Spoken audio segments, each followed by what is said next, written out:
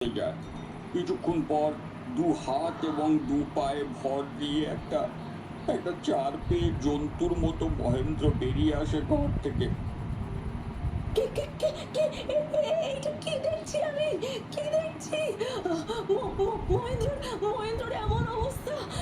কে কোথায় আছো? কে কোথায় আছো? এক্ষুনি ছুটে এসো! ওগো, ওগো মহেন্দ্রর বাবা, শুনছো? এখানে এসো তাড়াতাড়ি!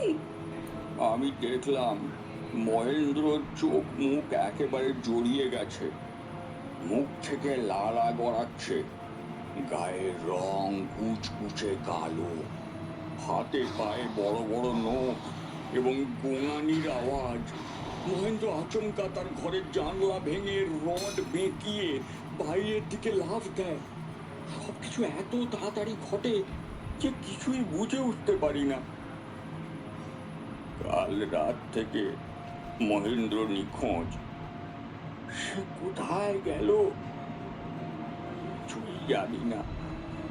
গ্রামের সকলে বলছে ওই শ্মশান নাকি সবকিছুর মূলে। আমি হাত জোর করে বলছি, আমার পুত্রকে আমার কাছে ফিরিয়ে দিন ঠাকুর মশাই। আমি চিরকাল ঋণী হয়ে থাকবো। আমি এখনই রওনা হব আপনার সাথে। দেখি কি করতে পারি। ভবতারণ বাবুর সাথে আমি তাদের বাড়ি চললাম। খুবই সাধারণ গ্রাম, গাছপালা কাঁচা পাকা বাড়ি দিয়ে সাজানো। বাড়ির ভেতর প্রবেশ করে দেখি মাধবী দেবী বারবার জ্ঞান হারাচ্ছেন এবং পাশে দুজন চাকর কিছুটা খাবার এবং জল হাতে মরিয়া হয়ে রয়েছে মাধবী দেবীকে খাওয়াবার জন্য। তুমি এসেছো? আমার ছেলে কোথায়? ছেলে কোথায় আমার? মহেন্দ্র কোথায়? বলো না, কথা বলছো না কেন? আরে বলো, আমার ছেলেটা কোথায়? নমস্কার, আমি তারানাথ তান্ত্রিক। আপনার ছেলের সাথে যে অলৌকিক ঘটনা ঘটেছে তার প্রতিকার করার জন্যই ভবতারণ বাবু আমাকে এখানে নিয়ে এসেছেন। আমি আপনাকে কথা দিচ্ছি মা। অবশেষে অবশেষে কমলিনী অন্তঃসত্ত্বা হয়। প্রথম সন্তান জন্ম দেওয়ার পরে সেই কন্যা সন্তান চুরি হয়ে যায়।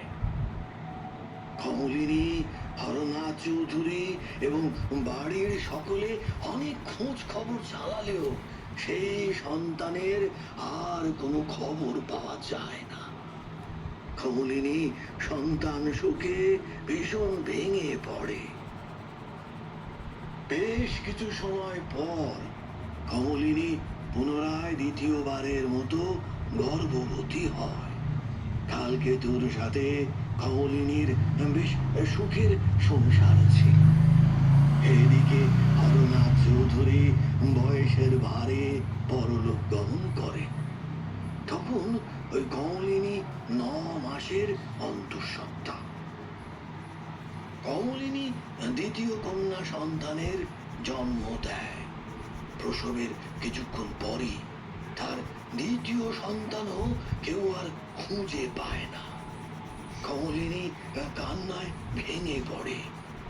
বাড়ির দাস দাসী সবাই সবাই মিলে খুঁজতে শুরু করে, কিন্তু অবশেষে তাকেও খুঁজে পাওয়া যায় না। সন্তান হারানো, পিতৃবিয়োগ তাকে ভেঙে ফেলে একেবারে। আচ্ছা দাসী, তোর বাবু কোথায় রে? বেশ কিছুদিন বাড়ি ফেরেনি। কোথায় কোথায় যে চলে যায় মাঝে মাঝে, কিছু বুঝে উঠি না। দিদিমণি, একখান কথা আপনারে বলার ছিল। যদি আপনি রেখে না যান তাহলে কইতে পারি। হ্যাঁ, বল না। আমার স্বামী মাঠের কাজ করে ফিরতে ফিরতে বেশ রাত হয়ে গেছিল। সে দেখেছে বাবু নাকি গ্রামের শেষে যে শ্মশানটা আছে সেখানে ঘোরাঘুরি করছিল।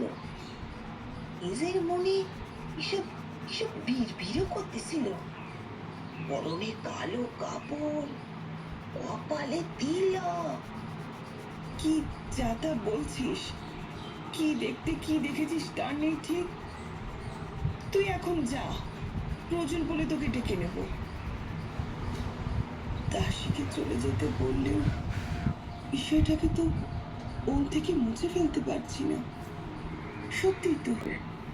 সে জলে ডোব দিলেই আমার কামনা পূর্ণ হবে, কিন্তু এখনো তখন নীলাভ আলোর ছটা তৈরি হলো না। তাহলে মাকে প্রসন্ন হননি।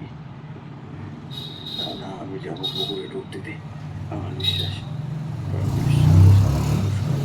হবেই। কালকেতু পুকুরে ডুব দেওয়ার সাথে সাথে শুরু হয় শ্মশানে